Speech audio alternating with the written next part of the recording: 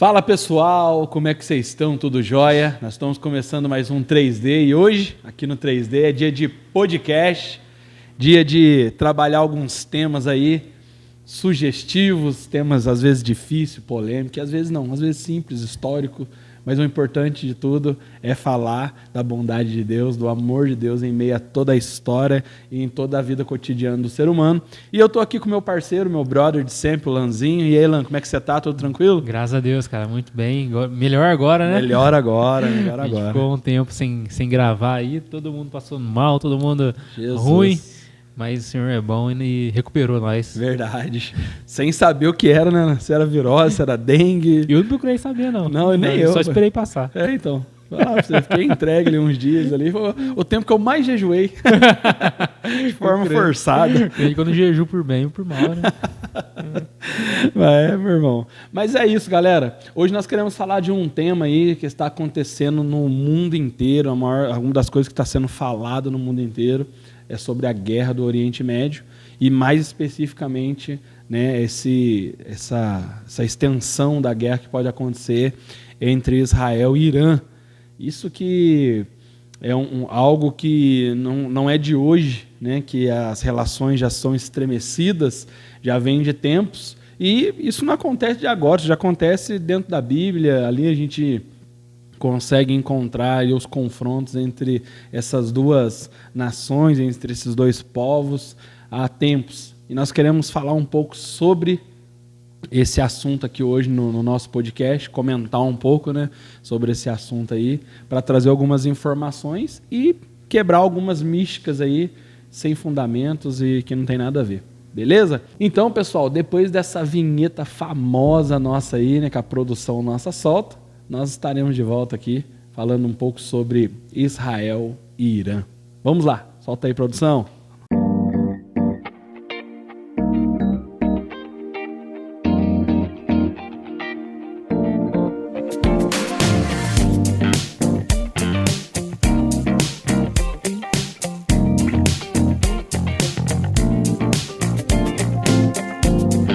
Então é isso, pessoal. Como vocês viram aí no início, aí, hoje nós vamos falar um pouco sobre Israel e Irã, né? Uma guerra aí, um rumor de guerra, o negócio está meio difícil lá, já está tendo, né, as dificuldades entre Israel e o pessoal do Hamas, né, que está ali infiltrado no meio do povo palestino, e também estava acontecendo aquele lance entre o pessoal da Síria ali, o Hezbollah, né, mandando míssil lá de Israel. Os Houthi também tentaram fazer isso. E uma coisa assim que chama atenção para nós é que quando você pega Israel, quando você pega Hezbollah, quando você pega os Houthi lá do Iêmen, todos os três são abastecidos e compostos, né, de armamentos por alguém. Tem uma pessoa por trás. É a pergunta que fica, né, cara? É que todo mundo faz, mas que quem deveria dar a resposta não dá. A gente tem ali a ONU, né, que... Sim. Essa Organização das Nações Unidas, isso, né? Que basicamente faz a mediação entre os países ali, tem esse propósito de unificar, de pacificar e tal, e é uma organização mais omissa que tem nos últimos anos, né? Verdade. Que diante desse caos todo, ela se omite a penalizar aqueles que de fato eles devem ser penalizados, né? Que, por exemplo, essa pergunta mesmo aí, poxa, tá vindo míssil, cada míssil custa, cara, milhões, cara. Sim. Da onde que vem esse dinheiro? Né? E a pergunta é simples, fácil, objetiva, né? É o Irã que abastece todos esses grupos terroristas, né? E aí essa diferenciação até que você estava falando ali do Hamas, do Palestina e tal, é que o grupo que ataca Israel é um grupo terrorista, né? Que chama Hamas, e necessariamente os palestinos não tem participação nisso, né? Eles, na verdade, são uma vítima, porque, por exemplo, nessa guerra toda que está tendo lá na faixa de Gaza contra o Hamas, quando eles foram tentar ajudar os palestinos lá, fazendo uma ação humanitária ali, levando comida e tal, o próprio Hamas impediu que essa ajuda chegasse a eles, né? Ou seja, então, por quê? Eles não querem isso, né? O Hamas é um grupo terrorista e é o que, por exemplo, as mídias de televisão não quer chamar ele por esse nome, o governo, infelizmente, o governo brasileiro, ele não faz uma declaração enfática a respeito disso, de condenação contra esses ataques, quando Israel revida, repudiamos, não sei o quê, pedimos paz, repudiamos os ataques a Israel, condenamos, não sei o quê. Só que quando o grupo terrorista ataca, vemos com muita preocupação esse tipo de... Então você vê ali meio que uma jogada de palavras ali, sim, passando pano para esse ataque terrorista, e quando é contra Israel é uma condenação mais enfática, né? Então, assim, tem muitos povos que sofrem com esses grupos terroristas, né? Sim, e bastante. Hoje virou essa salada aí que parece que está todo mundo voltado para Israel, como você disse, né? Já há muito tempo já isso acontecia, né? Não é de agora, mas que tem ganhado uma proporção aí nesses dias que a gente... Muito maior nos dias de hoje, né? Atuais agora, né? Exatamente. E não tem como não citar o Irã contra esses grupos terroristas, porque o Irã financiava esses ataques, né? O dinheiro vinha de um lugar. Então, no dia, acho que 7 de outubro, né, aconteceu aquele ataque lá do Hamas contra Israel, na faixa de Gaza lá, eles entraram por lá e matou aquele tanto de gente, tal. Sequestrou, inclusive tem gente sequestrada ainda, né? Hoje, Então, quantos meses já se passou? A ONU, o que a ONU tem falado? Nada que eu tenho visto, pelo menos, né? Eu, particularmente, não fico acompanhando as notícias, tudo. Geralmente, eu acompanho quem acompanha as notícias, né? Uhum. Então, eu sigo ali alguém que dedica a vida àquilo ali e posta ali nas suas redes sociais, porque eu vejo que os jornais são muito parciais, né? Eles não dão a informação do jeito que a informação é. Sim. É sempre uma informação mais trabalhada, mais tratada, segundo o viés de cada jornal. Isso. Então, meio que você não dá para confiar tanto. E falando assim, até mesmo pensando no que você disse a respeito do nosso governo, né, do nosso Brasil, né, independente de direita, esquerda, né, para frente, para trás, o que a gente vê é que a nossa liderança hoje dentro do Brasil, o nosso presidente, né, o governo nosso, ele é um governo, né, voltado muito para esse lado já mesmo comunista, né, cara? Então, assim, ele tem uma inclinação muito forte para isso e é normal que ele não vá repudiar, exemplo, o que está acontecendo não só em Israel e Irã, mas também Rússia, né, e Ucrânia, né, que exato, a gente sabe que o nosso presidente aí, ele é muito amigo, né, do presidente russo aí, então assim, é muito difícil de que vá haver alguma dessas coisas, né, sempre tem aquela calma, igual você disse, né, inclusive foi assim também quando a China estava meio revoltosa com o pessoal de Taiwan, né, que Taiwan também fazia parte da China e agora se tornou um país independente, né. Eles querem retomar o território, né, assim como a Rússia está tentando fazer e etc e tal. E assim, a gente vê que, igual você disse, né, a mídia brasileira hoje, infelizmente, hoje ela não é uma mídia plenamente confiável, né? Justamente por causa da sua parcialidade, e a gente acaba tendo que realmente buscar outros meios para entender algumas coisas que estão acontecendo, né? E assim, inclusive a gente trazendo isso para dentro da Bíblia, né, a gente já vê muitas dessas coisas já anunciadas, né? O próprio Jesus, no seu sermão ali de Mateus, ele vai falar que isso havia de acontecer, né? Que vai acontecer guerra, que vai acontecer rumores delas e muitas situações vão acontecer para que o próprio Jesus retorne. Né? E dentro da história mesmo bíblica, a gente correndo lá para trás, para o comecinho do Antigo Testamento, nós já vamos ver os embates desses povos. Né? Uhum. E o Irã, querendo ou não, né, como ele sabe das sanções pesadas que os Estados Unidos já colocou contra ele arrumou uma forma de fazer guerra, né? Então, uma forma de guerra indireta, né? Aquele lance de eu te dou a arma na sua mão, você faz o que precisa ser feito e eu não preciso me sujar minhas mãos, né, cara? E aí aconteceu uma coisa agora que nunca tinha acontecido antes, que é o Irã diretamente atacar Israel. Isso.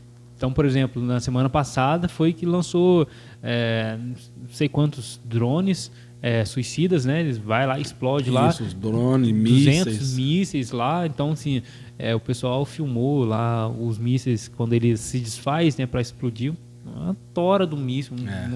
E eu estava até olhando ali, 99% desses mísseis, o sistema de defesa de Israel, sim, ele foi abatido, né? Foi abatido, e outros países ajudaram nessa defesa, cara. E assim, isso aí é o que é preocupante olhando para dentro dessa geopolítica, né?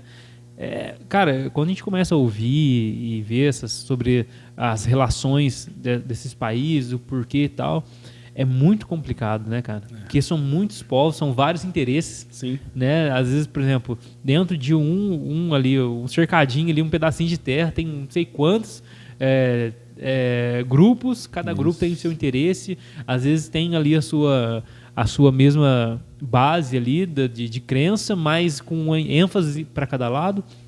E é por isso que é aquela loucura toda. E dentro desse pedaço, no mundo árabe ali, sempre foi guerra para tudo quanto é lado. Só que tá acontecendo duas coisas, assim, ou uma coisa que tem mudado o cenário, que é o quê?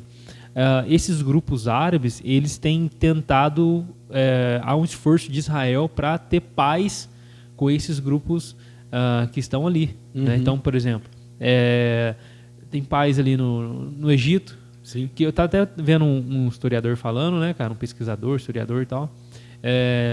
Israel, ele usava essa tática. Por exemplo, o pessoal ia lá guerrear. Por exemplo, tem pedaços de Israel que ele não pode ceder. Ele ia lá e conquistava a terra, que era de um povo. Só que ele conquistava a terra ali e não ficava dominando aquele povo que estava ali.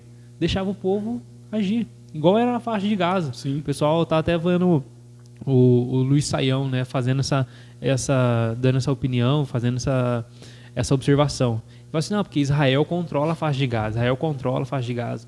Mas que controle que é esse que Israel faz lá, que permitiu que o grupo terrorista entrasse e matasse todo mundo lá dentro? Isso. Não existia ali uma fortaleza, grupos policiais ali e tal, soldados, que ficava lá como a palavra controle nos dá a entender. Eles conquistavam e deixavam o pessoal trabalhar, deixavam o pessoal lá. Muitos palestinos que moravam lá trabalham em Israel, iam e voltavam livremente, tinha emprego, tinha várias coisas. Israel não é não fazia todos os acertos, né? Tem ali os seus excessos, tem os seus erros, como qualquer outra nação, mas ali ele tinha dava essa liberdade. Só que qual que é o problema, cara? Eu tava falando, né? Por exemplo, aí na hora de fazer paz, se eu não estou enganado com algum país, não lembro se foi o Egito, cara, não lembro. Mas tinha uma partezinha lá que Israel estava controlando aquele território.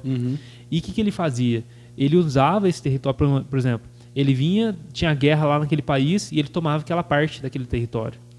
Depois de um tempo, quando ia negociar um tratado de paz, ele usava esse território que já era do país para fazer esse tratado de paz. Então, por exemplo, não, pode ficar, é seu, eu vou devolver. Não tinha como ele ceder antes, porque era um território perto e ali possibilitava que aquele país que estava em guerra com ele usasse aquele território para justamente lançar um míssil, lançar alguma coisa. Então, assim, é estratégico o negócio. Sim. Então, e o que começou a acontecer? Israel começou a fazer tratado de paz, cara, com várias nações, país árabe. Sim. Então isso aí, cara, todo mundo olhou aquilo, meu Deus do céu. E aí até o pessoal da escatologia, gente, é o anticristo. Tá fazendo pai tudo, é o anticristo. Não tinha nada a ver. Mas por causa que era um passo que poucas pessoas imaginavam. Até tava pesquisando aqui, cara, aqui esses acordos de paz, aí tem um pesquisador que ele coloca que vários países árabes, eles estão se aproximando de Israel nessa questão de relacionamento, de ter relações mais próximas, e o Irã não quer isso. Entendeu? O Irã não quer que esses acordos de paz avancem. Sim. Por isso que ele tá colocando terrorismo. E aí tem a Jordânia, que o rapaz colocou aqui, outros países que estão ali em volta. A Dubai também entrou para negociar isso aí, para mediar as negociações. Não, para ele mesmo se aproximar mais de Israel. A Arábia Saudita. Então tem vários países ali que estão tendo essa abertura. E o Irã não quer, cara. Não quer. E ele começa a investir em outros grupos para tentar abalar esse tipo de negociação. O que acontece? Inclusive, nesse ataque que o Irã fez agora, vários países árabes condenaram, se posicionaram contra o ataque do Irã, mostrando que é para o mundo inteiro que eles não concordam com o regime do iraniano. Eles não concordam com a prática e os ideais deles. Entendeu? Todo mundo quer paz, cara. Todo mundo quer que o seu povo cresça ali. O único, não vou falar bendito, né? Maldito país, cara, ou mentalidade daquele povo que é demoníaca, não quer a bendita desse Irã, os grupos terroristas ali que eles financiam. Então está acontecendo esse movimento de harmonização, tudo, e um dos objetivos do Irã, se não o maior, é impedir que essas coisas aconteçam, né, cara? Isso. E o Irã também ele tem uma pretensão, né? Porque o Irã já foi uma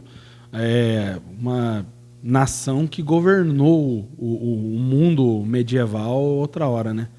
Porque o Irã ele é da descendência persa, né, cara? Isso, são os persas. Eles são os persas, né? Então, na época do Império Medo-Persa, né, eles chegaram a governar praticamente tudo, né, cara?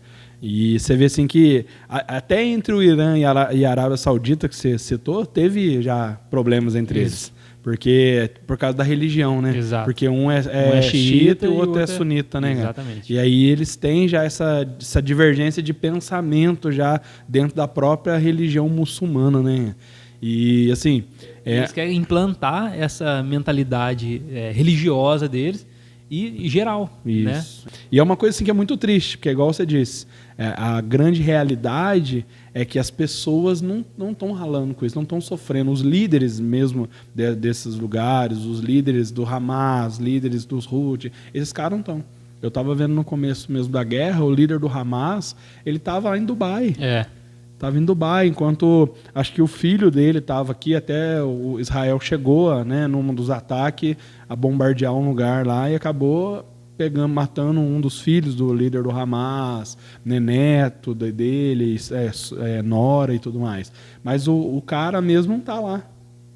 Ele não está no meio disso aí, ele não, entendeu? Ele só é o jogador por trás das peças do tabuleiro, né, cara? Tentando movimentar a coisa. E assim, uma coisa que a gente nota muito assim é que parece que essas situações elas estão distantes, mas se você for ver bem, tá tudo perto uma da outra. Hoje a gente tem duas potências mundiais sentadas um de cada lado da mesa, né, cara?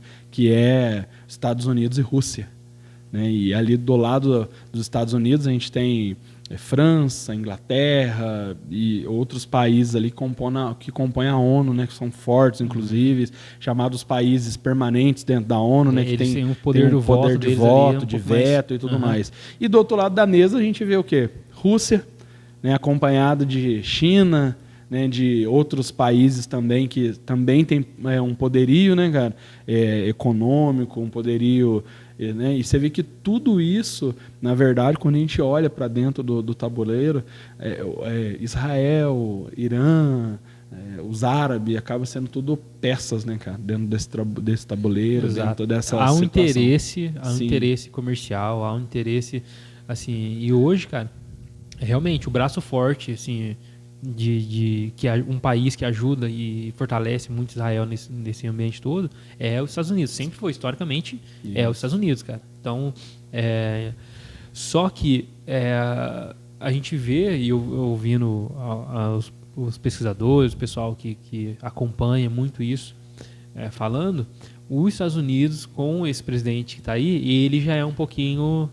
já é mais contido, né? Não é tão assim, incisivo quanto os presidentes que passaram lá. Então você vê, por exemplo, em alguns momentos, Joe Biden lá falando pro o ministro de Israel lá, não, toma cuidado na hora que você for reagir, não sei o quê, sabe? Tentando ali dar uma segurada e tal. E é algo assim, os Estados Unidos sempre manteve e mantém essa força juntamente ali com Israel, mas você vê ali em algum momento ali o presidente sinalizando, gente, segura, vai com calma, velho. Pera aí, estão tentando explodir meu povo aqui, cara. Entendeu? Verdade. Então, como assim, é lógico que vai tomar cuidado. Israel sempre, cara, é um negócio absurdo, cara. É um negócio absurdo. Os caras vão lá, ataca, mira o míssil no meio da cidade. No meio da cidade, com civil, com gente. Na hora que Israel vai revidar o ataque, o cara mira em base militar. Mira em locais estratégicos. Sim. Pontos de que eles suspeitam ser ali, suspeitam com provas, claro. Ser lugares que estão fabricando bombas nucleares, usinas, ou seja, lugar estratégico, perigoso, que vai, em algum momento, prejudicar o próprio Israel. Não é em nenhum momento contra civis, cara. Tanto que eles falam que o próprio Hamas usa civis para se proteger como escudo humano, cara. Então, cara, assim, e os terroristas fazem isso. Então, mas graças a Deus ainda há essa ajuda dos outros países em relação ao próprio Israel. Inclusive, eu estava olhando aqui, cara, que alguns desses países que Israel tem se aproximado, ajudou nesse ataque contra o Irã. E aí aquele negócio, né, cara, interessante que a gente não tinha muito interesse, mas que esse lance da mídia, a gente acaba aprendendo um pouco mais, a gente não é especialista nisso, sim, obviamente, mas a gente acaba aprendendo e se interessando um pouco mais. Coisa que... E aí aquela pergunta, né, por que será que o governo quer tanto regular as mídias, né? O que vai falar, né? Por exemplo, se o jornal ali que tem ali um viés, ele não fala, mas tem uma mídia livre que está falando, não, vamos regular a mídia por questão de responsabilidade, não fala mais por uma censura, agora é responsabilidade. Eles trocaram a palavra, porque sim, eles sempre fazem isso. Troca a palavra para dar um sentido diferente, isso, mas que quando você olha o teor, é a mesma coisa, entendeu? A substância é a mesma. Por quê, cara? Hoje o que liberta o povo é a informação, cara. Sim. Entende? Então, assim, saindo da geopolítica, a gente pode uma hora ou outra voltar aqui, mas além dessa questão geopolítica, por território, tudo, tem uma questão espiritual em volta, né, cara? Tem uma questão ali, uma batalha ali do bem contra o mal, é algo assim... que eu não estou falando que Israel, o Estado de Israel é o Estado de Deus, tal como muitas pessoas pensam, né? Mas a gente vê nitidamente, cara, Israel ele saiu, mais ou menos foi expulso ali o povo judeu, né? Vamos falar o povo judeu foi expulso ali da sua terra ali mais ou menos ali no início do século II, ou no terceiro século ali. Mas mais ou menos do segundo século para frente, você vê que Jerusalém já não era mais de judeus, né, cara? Eles foram voltar agora, sim, em 1948, né? Que inclusive muitos acreditam, e eu também acredito, que não foi uma sorte, cara. Claro. Não foi assim, nossa, graças a Deus, aleatória, deu, né? Bom, oportunidade boa.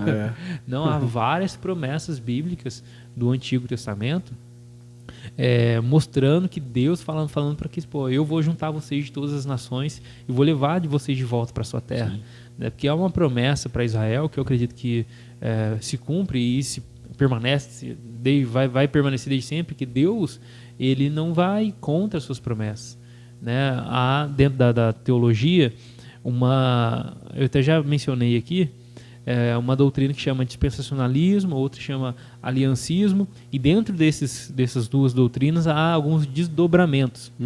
O dispensacionalismo ele vai ser aquele muito a favor de Israel, faz essa distinção entre Israel e igreja. Bom, Israel é o povo de Deus, e igreja é outro povo de Deus, entendeu? Faz essa distinção. Há um plano futuro para Israel que é um outro plano para a igreja, faz essa distinção.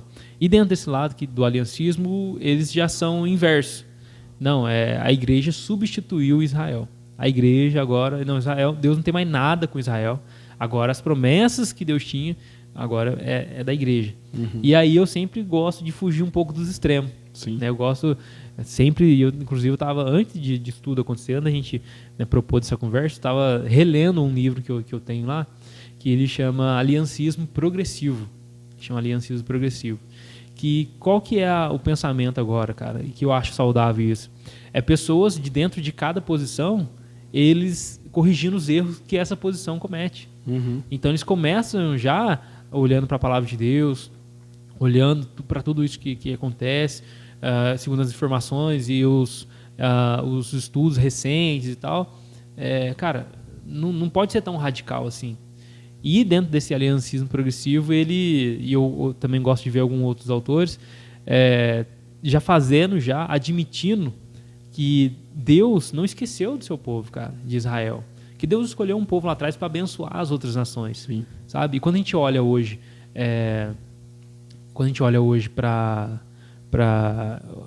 a contribuição de Israel para o mundo, cara, é um negócio sem explicação, cara. Um ovinho daquilo lá, né? Você pega eles fazem essa comparação com o estado de Israel do tamanho do Sergipe, né, cara? Então você pega ali a divisão do mapa do Brasil ali, os estados, olha lá o estado de Sergipe, que lá é o país de Israel, né? Olhando assim em tamanho, né? E, cara, aquilo lá é um absurdo, porque prêmio Nobel, o cara vai num deserto lá, planta, nasce fruto no deserto. Sim. Eles vão lá, tá seco ali, a areinha, quando vê, tá saindo água ali e começa a abençoar outros povos. Quando teve um incidente aqui no Brasil das barragens que soltou lá, Israel mandou um avião para cá, cara, com não sei quantos soldados para ajudar nas buscas. Sim. Não cobrou nada, entendeu? Por causa dessa proximidade na época o presidente Bolsonaro, né? Sim. Era mais pró-Israel. Então houve ali essa afeição ali, esse relacionamento do ministro com até o presidente. Uma espécie de uma gratidão, né? Porque o voto de Minerva que tornou Israel uma nação Osvaldo Aranha, né? Foi brasileiro, né? Exatamente. Eu estava até vendo assim que o próprio voto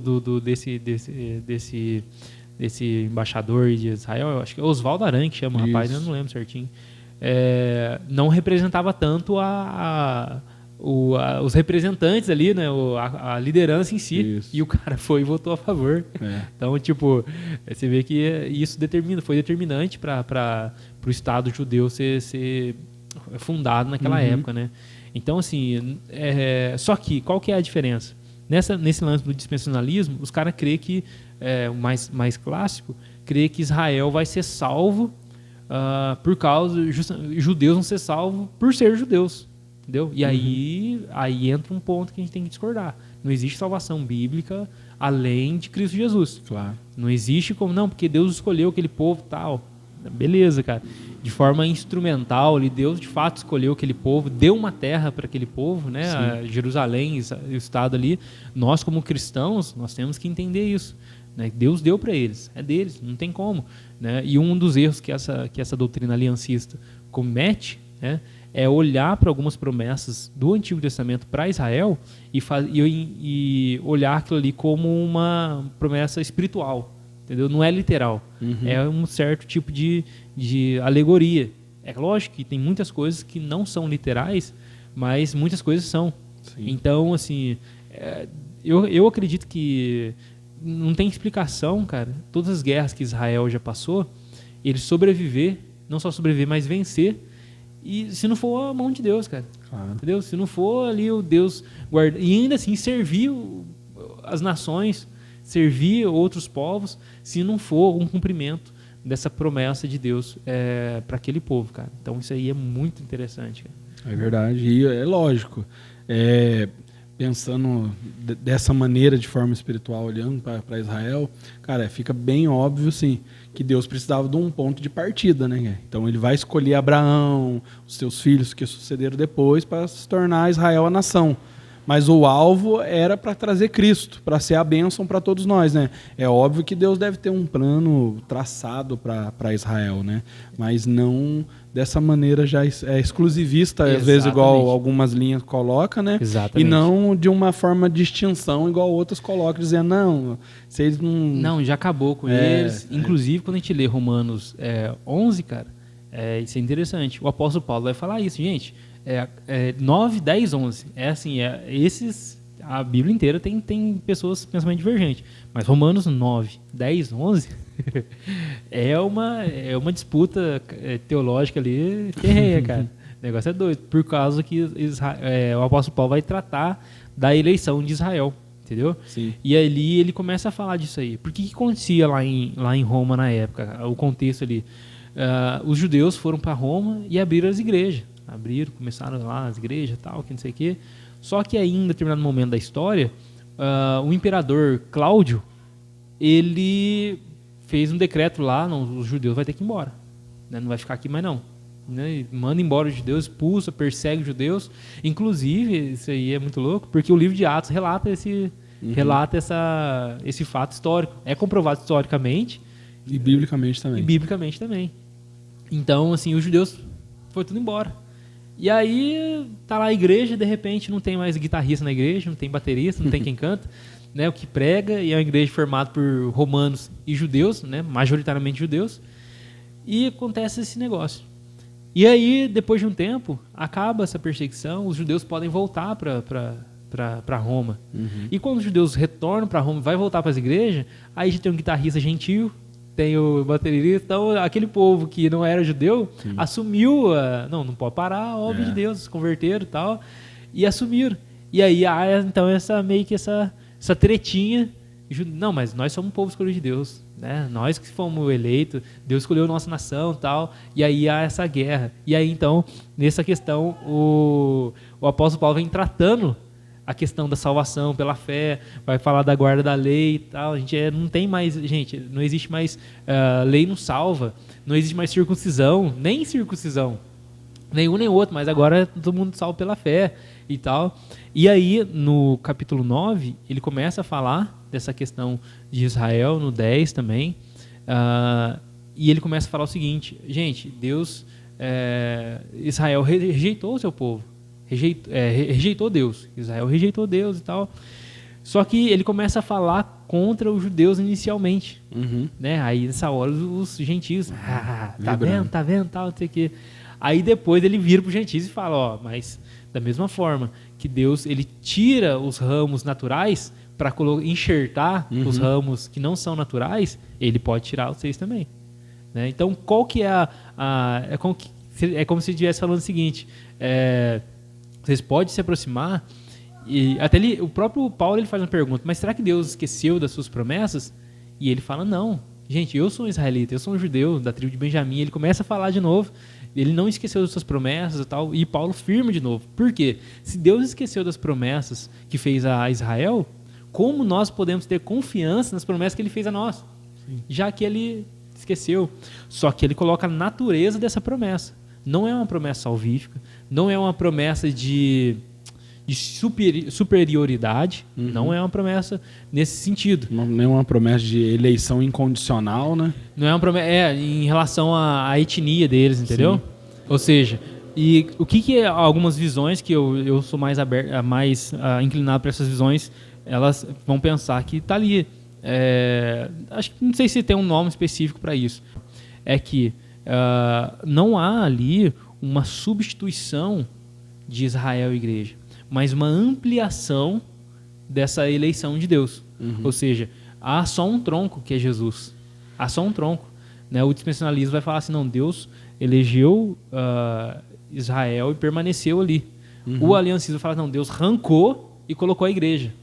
E tem essa terceira visão que fala, não, a promessa de Abraão, ela é específica.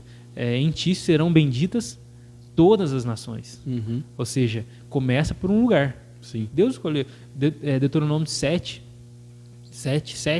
vai falar, Deus fala assim, eu escolhi vocês, não é porque vocês eram melhor que as nações. Quem é vocês diante das nações, vocês não eram bonitos, vocês não eram nada. É como se fosse ali o professor Girafales defendendo ali o seu Madruga, né? Ele não trabalha? Não. Ele não é isso, ele é aquilo, não sei o quê. Mas, entendeu? Uhum. Então é como se Jesus estivesse falando isso. Não, vocês não são nada, mas é o quê? É minha graça. Eu escolhi vocês e eu quis fazer de vocês um povo abençoado. Para quê? Para abençoar as outras nações, para que essa eleição de Deus ela aumentasse, ela se estendesse, ampliasse e alcança os gentios. Uhum. Nós fazemos parte dessa eleição de Deus corporativa, né, cara? Então, assim, não há um exclusivismo dos judeus, não há um exclusivismo, eles não são, meu Deus, olha, não fala isso não, que eles estão mais próximos de Deus do que nós, não existe isso, né? Quem está mais próximo de Cristo é que está mais próximo de Deus. Sim. Né, cara? Então, independente se é judeu ou gentio, né? O apóstolo Paulo fala assim, não há judeu nem gentio, nem grego nem judeu, não há homem nem mulher em Cristo, é todo mundo um. É uma régua que nivela tudo. Só que, diante disso aí, a terra é deles. Nesse conflito todo que tem lá, por causa de Jerusalém, inclusive aquela parte específica do Domo da Rocha lá, todo mundo quer aquele pedacinho ali, porque eles creem naquela promessa e tal. Assim, só que, biblicamente, nós precisamos concordar com isso, né? Essa parte que eles todos brigam ali, às vezes o pessoal pergunta, nós como igreja, como que nós temos que olhar para isso tudo? O Estado de Israel é uma coisa, né? Até o apóstolo Paulo vai falar isso, né? Nem todo mundo que está em Israel é israelita. Ou seja, não há uma até na antiga aliança tinha, no Velho Testamento tinha isso aí. Deus elege um povo, mas ele não tinha compromisso com quem não tinha compromisso com ele. No sentido de que quem não guardasse as regras da aliança não fazia parte do povo. Sim. Quem que era o povo de Deus? Aqueles que cumpriam a aliança, aqueles que andavam nisso aí. E essa aliança abraâmica, né? Só que essa aliança é a aliança que nós estamos incluídos também, que foi ampliado para nós. Uhum. Ela foi esticada, tanto quando Jesus, quando ele começa o ministério dele, ele fala, gente, não vai ainda para as outras cidades não, para os gentios, os samaritanos não. Mateus 10. Se concentra nas ovelhas perdidas da casa de Israel. Aí depois eles recusam. Eles não aceitam o seu Salvador. Uhum. Tanto que João começa o livro falando isso aí. Sim. Ele veio para os seus, mas os seus não receberam. E aí, então, até nós vamos chegar a falar nisso quando a gente estudar um pouco de escatologia, porque essa parte resvala um pouco, né, dentro da escatologia também. Aí, então, na mulher cirofenícia lá, de Mateus 15, 28... né, que a mulher vai falar com Jesus, olha, eu vim senão para as ovelhas perdidas da casa de Israel, né? Não pode pegar o pão dos filhos e dar aos cachorrinhos, mas ela ali se prostra diante do Senhor e fala, mas até os cachorrinhos eles comem das migalhas e tal. Uhum.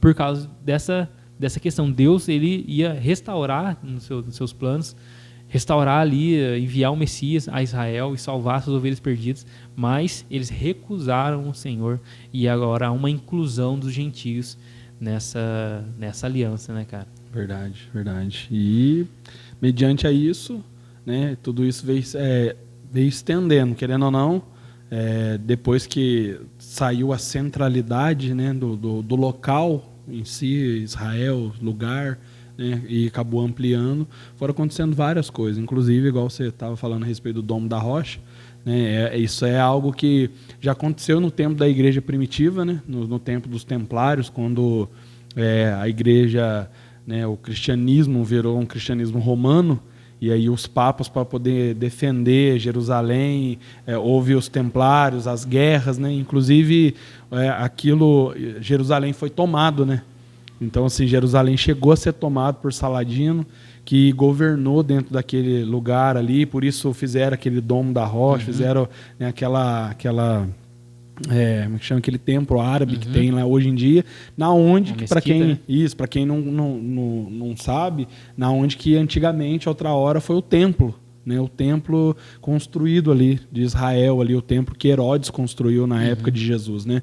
E inclusive tem os muros ainda, alguns pedaços da cidade e tal, e tudo isso vem canalizando para o que a gente está vendo. Então, assim, não é só uma guerra por poder, por espaço, por política, mas também é algo voltado, né, por dentro da religião ali, porque tem essa crença do querer o lugar ali. Exatamente. Né? Inclusive, cara, esse lance deles voltarem para a Terra, em Lucas 21, vai falar isso aí, que Israel vai ser pisada pelos gentios até o tempo deles se completar, né, o tempo do... E aí você vê isso aí, cara, desde quando eles saíram da Terra, cara, Jerusalém passou todo mundo por ali. Sim. Israel nunca mais foi dono daquele lugar, né? Até determinado tempo. E quando a gente vê o mapa, até o mapa bíblico mesmo, quando a gente olha o mapa de quando eles entraram na Terra, né? E o maior conquistador de toda a Terra foi Davi, que conseguiu conquistar a terra prometida por extenso, de fato, o espaço onde Deus, né, tinha dado para eles. Depois dali do filho dele, de Salomão, nunca mais teve essa constância, né? Não. Os reis ali já houve a ruptura já dentro do próprio Israel, né, dentro do próprio povo, e depois disso aí veio a vulnerabilidade que causou aquilo que você disse, né? Todas as vezes que Israel não tinha submissão a Deus, eles se tornavam vulneráveis, eram atacados, né? Inclusive foram levados presos várias e várias vezes. Não Israel, aquilo que você disse, né? Ele não está vivendo isso agora, né? Já teve o Império Babilônico que dominou Israel, levou o povo preso. A Babilônia era um governo muito inteligente, porque eles não costumavam apenas arrancar as pessoas ali, eles misturavam povos, misturavam, né? As culturas. Por isso que tem essa treta principalmente no tempo de Jesus, também né? Fazia isso. Os assírios também faziam, somente no tempo de Jesus ali os samaritanos, né? Porque os samaritanos eram resultado dessa mistura, né? Eles eram mistura de raça, né? De raças, então eles aí não eram puros, né, cara? Então tinha essa treta entre eles. E depois do Império Babilônico veio o Império Medo-Persa, que nós acabamos de falar que inclusive é o Irã nos dias de hoje, né? Depois veio os gregos e por fim os romanos, né? E a gente vê isso já Deus falando isso desde ali de Daniel, das visões de Daniel, Deus mostrando que isso ia acontecer, depois viria a rocha que aniquilaria com tudo isso, que é Jesus, né, cara? Que veio para trazer essa diferenciação, governo, né? Esse governo espiritual, né, cara? Esse governo espiritual, e é óbvio que há todo algo espiritual por trás disso, né? Por trás dessas guerras, por trás, não só lá nesse teor, mas no mundo todo, né? A grande verdade é que o mundo, né, a natureza, o mundo em si clama pela volta de Jesus, né? Clama para ser sarado, né, cara? Exato. E aí muitas perguntas do pessoal o que é essa guerra, porque muitas coisas têm acontecido, têm surpreendido muita gente. Né, que é esse lance dessa paz de Israel com os outros povos, que não acontecia antes. Né? Esse lance do Irã atacar de forma direta é algo também que as pessoas ficam assustadas, e sempre, como eu disse no início, né, sempre tem os escatólogos de plantão, escatólogo de jornal, né, que aconteceu disso aí, que os caras já mandam. Meu Deus, Jesus vai voltar, gente. Inclusive eu vi um rapaz falando isso aí, ó, se o Irã atacou Israel e ele... e o filho do Irã, ou alguém representando o Irã, ir para Israel dominar lá, Jesus volta, porque daí é o anticristo. Né? Então você já vê os caras já determinando já algumas coisas que está tudo claro na cabeça. Pré-determinadas as coisas, né? Então assim, e as pessoas assistem aquilo, inclusive tem um pastor muito... Eu gosto muito de algumas pregações dele, mas nesse lance de escatologia ele é muito sensacionalista. Isso. Tipo, cara, gente, aconteceu isso, aconteceu notícia isso, as pessoas ficam até com medo. Você vê lá os comentários da turma, cara, tem gente chorando, gente com depressão, ansiedade. Cara, calma assim, cara, como assim? Né? Calma aí, né, cara? Então, assim, quais são as implicações escatológicas dessa guerra, né, cara? Assim, a gente não pode falar, né? Jesus ele deixou claro, as guerras vão acontecer. Sim. Reino contra reino, nação contra nação, não é o fim. Ele fala, não é o fim. Ele deixa claro isso. Ele fala, coloca as guerras como sinais da sua vinda, mas não coloca como um sinal determinante para a sua vinda. Né, cara? Tipo, quando a gente olha as guerras, o que a gente tem que pensar? Não que Jesus está voltando, mas que ele vai voltar. Sim. Porque o pessoal, não, Jesus está voltando. Parece que até que ele está no meio do caminho. Né? Jesus está voltando desde quando? Né? Não, quando Jesus vier, ele vai vindo uma vez. Ele vai sair de onde ele está. Ele vai aparecer nos ares. Então, não é que Jesus está voltando, ele vai voltar. Sim. Né? E eis que cedo vem, ele fala em Apocalipse, né?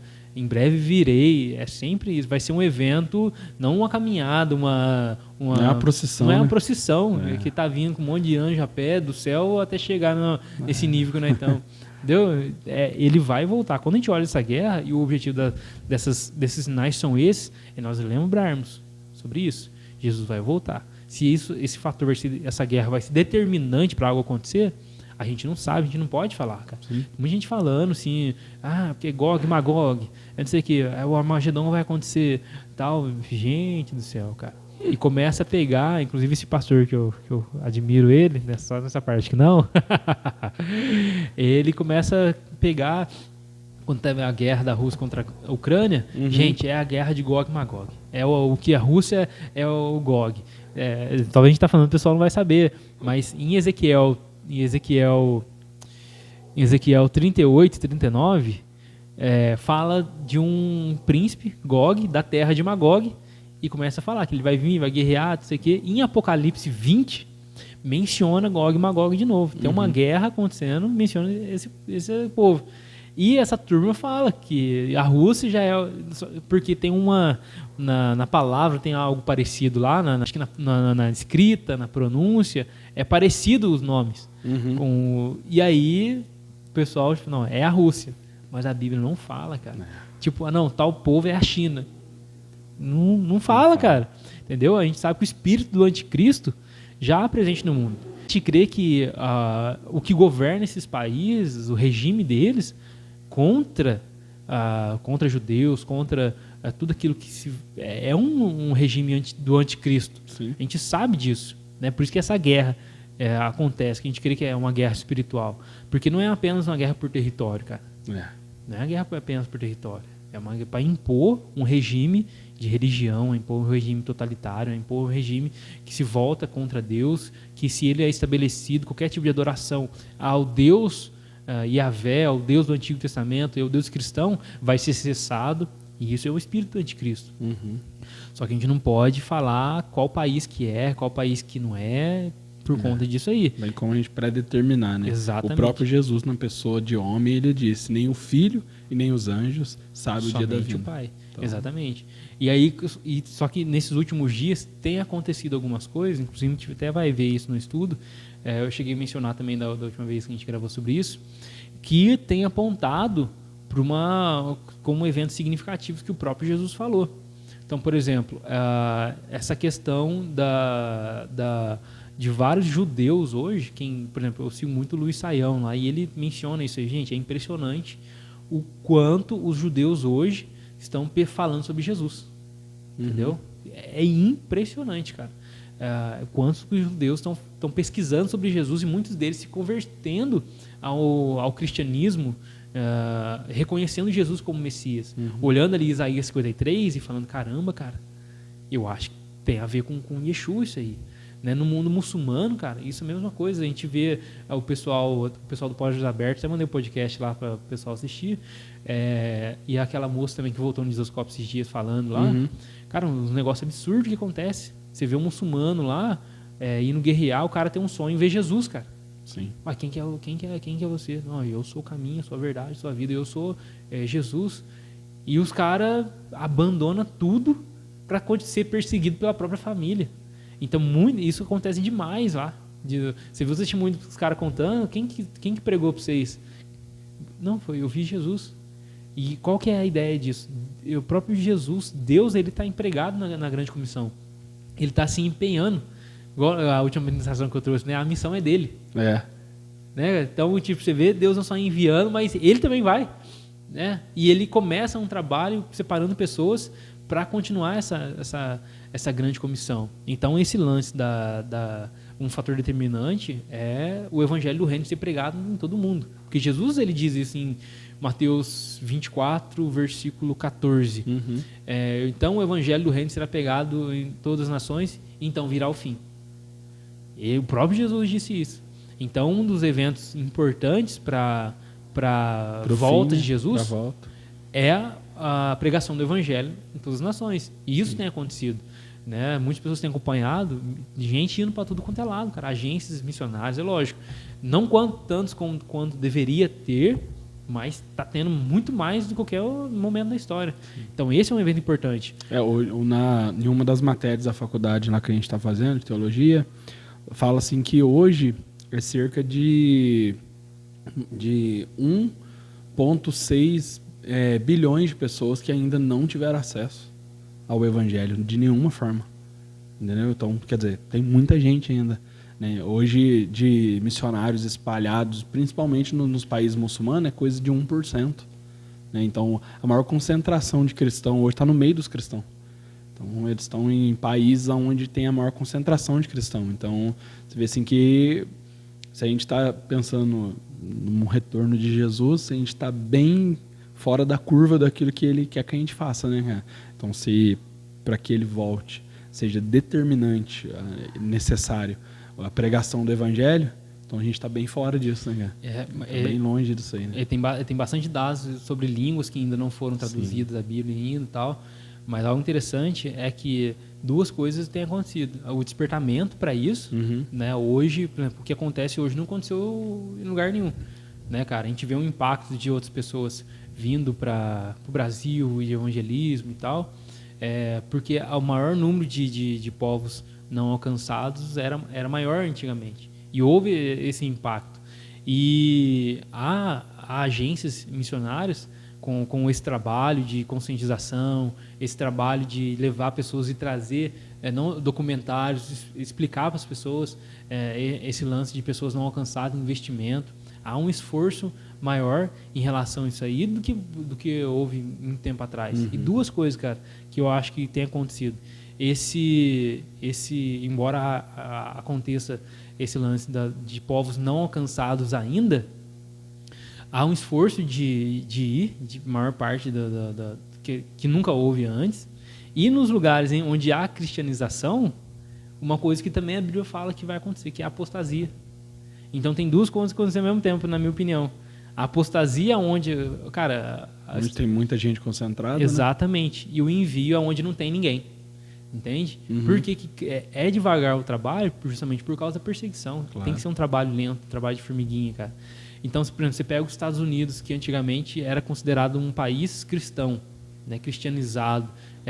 Muitas pessoas, Jonathan Edwards, aqueles caras que fizeram a revolução, o próprio Billy Graham, então, sim, era um país considerado cristão. Cara, hoje, que lá é uma vergonha, cara. Você tá tendo que ir missionário para os Estados Unidos, pregar lá. Cara, que lá algumas igrejas que eram tradicionais, inclusive eu estava vendo um pastor presbiteriano falar, cara, as igrejas presbiterianas dos Estados Unidos, que acho que, se eu não estou enganado, começou lá a igreja presbiteriana. Aquilo lá, a igreja mãe, aquilo lá virou um berço de prostituição, aquele lugar lá. Entendeu? Um evangelho progressista, teologia liberal, já não crê mais na literalidade das escrituras. Quando você vê que o cara começa a falar a multiplicação dos pães e dos peixes, não, porque não era, Jesus não multiplicou os pães e os peixes literalmente, tipo, tinha fez 12 mil, não foi isso. Foi o que aconteceu, é que quando o menino trouxe os 2 pães, Jesus orou, as pessoas tinham mais pão e peixe lá na sua sacolinha, e aí cada um deu o seu. Então a multiplicação está na partilha, tem que compartilhar, não sei o quê. Essa linha de pensamento pode ser que de fato tem alguém lá que tinha lá no bolso e tirou. Mas negar um milagre, e a teologia liberal tenta fazer isso. Eles tentam explicar o milagre. Milagre é milagre, não tem como explicar. Não tem como explicar. Então, tipo, isso aí nos Estados Unidos é quase que normal, cara. Tipo, na maioria das igrejas. Por causa dessa teologia liberal progressista que entrou lá. Então, a apostasia está em vários lugares. Esse dia eu gravei um vídeo no nosso canal lá no 3D, falando de um pastor que diz que Jesus, ele cometeu racismo, né? Racismo. Então, isso aí é um absurdo. Então, assim, tem acontecido essas coisas, sabe? No nosso estudo de escatologia, eu até coloco lá, qual que é o problema? O problema está nessa palavra, o evangelho será pregado em todas as nações. Essas nações, a palavra lá é etnos. Então, etnos vem de etnia. Então, etnia tá diversa. Até coloquei alguns números lá interessantes em relação a, como você mesmo disse aí, né? É até difícil de calcular quanta etnia tem. Porque você pega um lugarzinho como a Índia, a Indonésia, várias etnias. Então, você não consegue mensurar isso aí. E qual que é o trabalho da igreja? Pregar o evangelho. As redes sociais têm ajudado a impulsionar isso. Né? Impulsionar isso. Então, tem implicações teológicas nessa guerra? Pode ter. Né? Sempre todas as guerras têm. Mas ela não é um fator determinante. Né? O que a gente precisa fazer como cristão, já para nós encerrar, mediante isso tudo, esse grande conflito? Primeira coisa, orar. Orar para que Deus preserve, não somente os judeus, mas também todos aqueles que sofrem com essa guerra, porque tem gente sofrendo com a guerra. Orar para que a ONU ela venha deixar de ser omissa e punir de fato quem tem que ser punido. Cumprir o seu papel, né? Exatamente. Orar por paz em Israel. Orar por paz, porque isso é no mínimo mais humano que a gente possa fazer. Né? E vigiar. Né, cara? Orar e vigiar, orar e pregar o evangelho, porque a gente sabe, e isso não é determinante para o fim dos tempos. Às vezes nós que somos cristãos, a gente acaba tendo, se não vigiar, escolhe um lado, né, cara? Nós sabemos que Israel são os nossos irmãos, né, cara? Em Deus, né, por Jesus e tal. E aí a gente fala, não, cara, todo lado deles. Tá certo, eles têm que massacrar mesmo o povo, olha o que fizeram com ele. Cara. Então, assim, a gente toma cuidado com isso. Essa justiça, né, cara? Isso, porque não tem necessidade de ser assim. Acho que o nosso papel hoje, como cristão, é ser essas pessoas que vão orar mesmo. Né? Se é vontade de Deus que haja guerra, se é vontade de Deus que essas coisas aconteçam, se é vontade de Deus, né, que essas coisas sejam princípios das dores, como Jesus vai dizer ali no próprio sermão ali em Mateus, né? Então que assim seja. Mas ele não mandou a gente se posicionar dentro dessas situações. Né? Ele não disse para nós. Quando tudo isso acontecer, gente, ele só disse para nós, cuidado para que ninguém vos engane. Exatamente. Sabe? Então, assim, e aí o nosso papel é continuar o quê? Pregando a palavra, anunciando o reino, falando do amor, tendo amor, porque senão a gente vai encontrar, às vezes, iraniano, talvez na nossa cidade, né? Barbudão, narigudo. E já falar, sem vergonha, já quer, né? Fazer justiça. Ou diferentemente, igual eu vi que estava acontecendo, até mesmo, acho que foi nos Estados Unidos, estava tendo o pessoal estava muito chateado com o pessoal do israelita antissemitismo, lá. Antissemitismo, né? Isso. Estava tendo muito disso lá. Batendo, isso. Tipo, fechando, fazendo protesto frente à sinagoga. O que o cara lá tem a ver com isso, né, cara? Tem a ver, em vários países, Canadá, França, Alemanha. Então, não faz sentido essas coisas, entendeu? Então, assim, a gente tem que saber separar. Sabe, a gente ter um posicionamento dentro de algo não faz a gente justiceiro daquilo que a gente acredita, né? Porque nem sempre aquilo que a gente acredita ser verdade né? Exato. Sabe? Então a gente toma muito cuidado com isso. E nós, como cristão, o nosso posicionamento precisa estar dentro da Bíblia. Ele precisa nosso posicionamento precisa ser bíblico. Né, e não apenas teórico ou apenas teológico sem embasamento bíblico ou daquilo que a gente ouviu, daquilo que a gente pensa, daquilo que está na nossa cabeça, né, cara? Então a gente precisa olhar para isso aí com um olhar de Cristo, porque como Cristo está olhando para essas situações, para aquilo que está acontecendo, né? Ele não deve estar olhando com esse olhar vingativo, com esse olhar de destruição e de morte, né? Porque até mesmo quando ele se encontrou com Paulo, né? A Bíblia diz que Paulo respirava a morte ainda, né, cara? No encontro dele com Paulo não foi um encontro vingativo, né? Foi um encontro de vida, onde estava a morte. Paulo saiu de Jerusalém respirando morte para Damasco e depois saiu de Damasco respirando vida. Né? Então, depois que ele encontrou com Jesus. Então, é esse que é o pensamento e o posicionamento que nós precisamos ter diante de tudo isso que está acontecendo, que é o mais importante. Exatamente. O próprio Jesus, né, cara, quando, inclusive, para encerrar já, muitos judeus foram perseguidos por cristãos por causa daquela pregação de Pedro. Não por causa da pregação, mas pela interpretação errada que eles fizeram. Os judeus mataram Jesus, então por isso que eles devem ser mortos.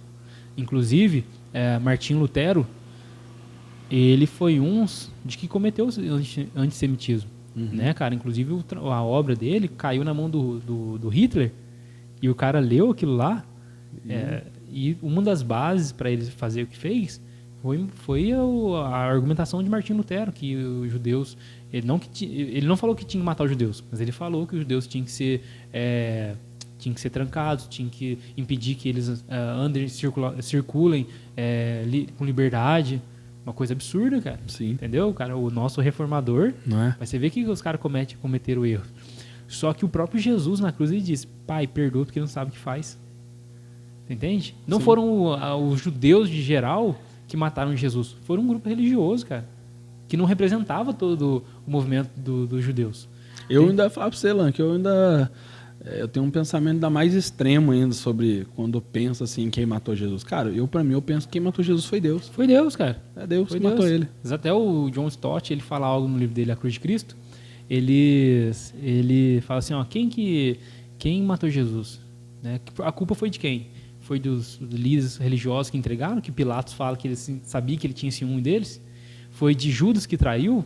Foi dos soldados romanos que penduraram eles na cruz? Aí ele Pedro fala, que negou? Foi Pedro? Não. Fala assim, foi Deus por amor. Foi Deus por amor. Então, em última análise, é esse ponto que a gente chega, entende?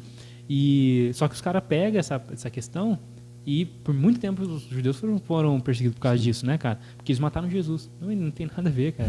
Entendeu? Até eu vi um judeu falando assim que, contando a história, que muitos da família deles morreram no campo de concentração e tal, que é até difícil.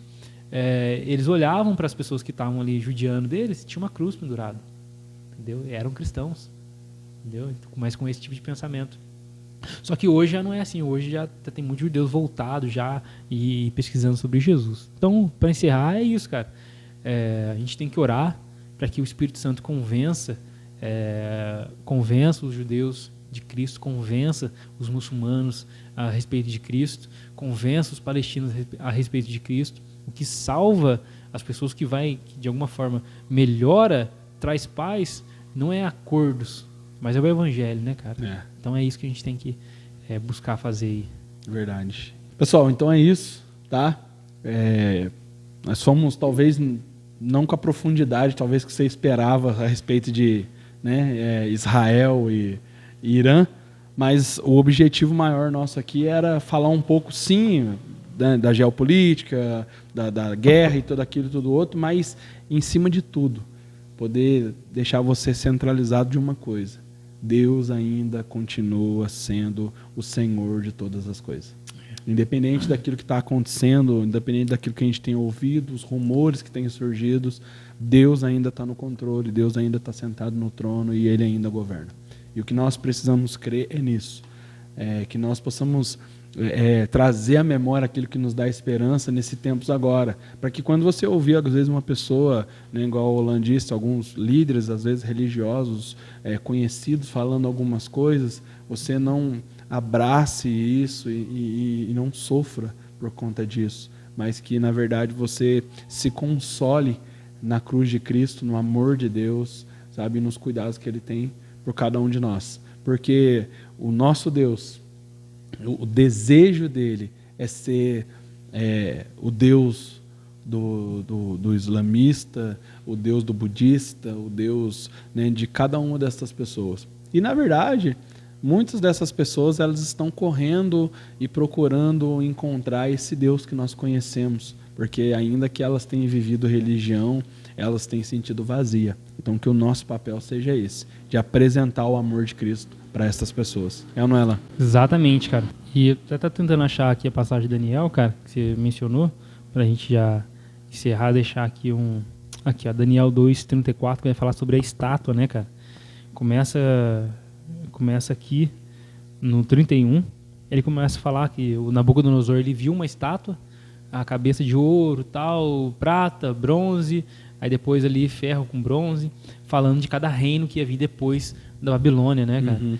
E aí ele fala dessa estátua, dessa pedra que soltou, ele aqui no versículo 34, e ele fala assim: enquanto estavas observando, uma pedra soltou-se sem auxílio de mãos e atingiu a estátua nos pés de ferro e de barro e os esmigalhou. Então o ferro e o barro, bronze, prata, ouro foram despedaçados, viraram pó, como pó da debulha do trigo na eira durante o verão. O vento levou sem deixar vestígio, mas a pedra que atingiu a estátua tornou-se uma montanha e encheu toda a terra. Uau. É sobre isso, cara. Né? Essa pedra que ela fala assim que ela veio sem auxílio de mãos, né? Não foi mãos humanas que lançou aquela pedra. Ou seja, é algo sobrenatural, algo de Deus. Essa pedra se ergueu e ela encheu toda a terra. Ou seja, os governos vão ser destruídos, cara. Tudo que a gente vê hoje é governo babilônio, governo persa, grego, romano, qualquer tipo de governo vai se levantar, mas ele vai se levantar e vai cair. O único governo que prevalece é o governo de Deus, cara, sobre toda a terra. Então nós temos que crer nisso, confiar em Deus e entregar tudo nas mãos deles, né, cara? É verdade. Pessoal, Deus abençoe vocês. Foi muito bom ter vocês com a gente aqui. Não esquece de curtir, não esquece de se inscrever. Se você não é inscrito, tem assistido, nos acompanhado, mas ainda não é inscrito, se inscreve para estar sempre recebendo os novos vídeos, né? Deixa aí seu comentário, compartilha também com as pessoas, sabe? Comenta aí o que você entendeu, também comenta algo que seja sugestivo aí pro vídeo, para trazer crescimento para nós também, para quem faz parte dessa comunidade aqui do 3D, e que nós possamos seguir firme aí, surfando nessa nova onda do discipulado, né? Essa onda duradoura aí, porque não tem como ser discípulo sem ser discipulado, e não tem como ser discipulador sem passar por esse discipulado. Então, que você siga nessa pegada aí, e tamo junto. É nóis, valeu! Deus abençoe.